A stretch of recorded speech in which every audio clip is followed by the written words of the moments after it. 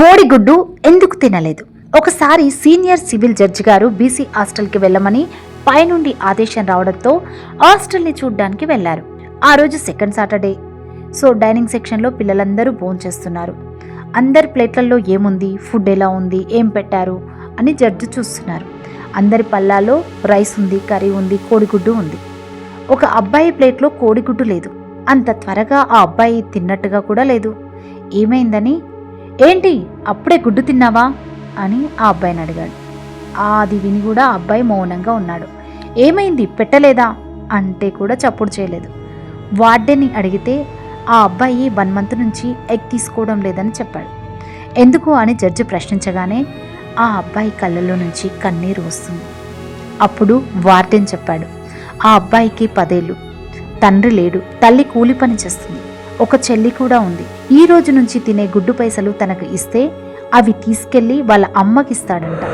వాటితో వాళ్ళ అమ్మ వచ్చే దసరాకి ఇంట్లోకి బియ్యం కొంటుంది, మాంసం కూర వండుతుందని, అలాగే తన చెల్లికి ఒక గౌన్ కూడా కొనవచ్చని వాడి ఆశ అని వార్డెన్ చెప్పాడు.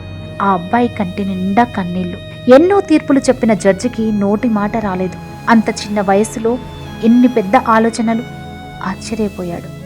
ఆ మాటలకు అక్కడ ఉన్న హాస్టల్ పిల్లలు విస్తుపోయి చూస్తున్నారు. టీచర్ల కళ్ళల్లో, జడ్జి వెనుక వచ్చిన వాళ్ళ కళ్ళల్లో కూడా కన్నీరు తిరిగాయి. తర్వాత జడ్జి ఆ అబ్బాయిని దగ్గరకు తీసుకొని ఏడ్చేశాడు. నువ్వు ఇలా తెచ్చావని అమ్మకు తెలిస్తే ఎంత బాధపడుతుంది.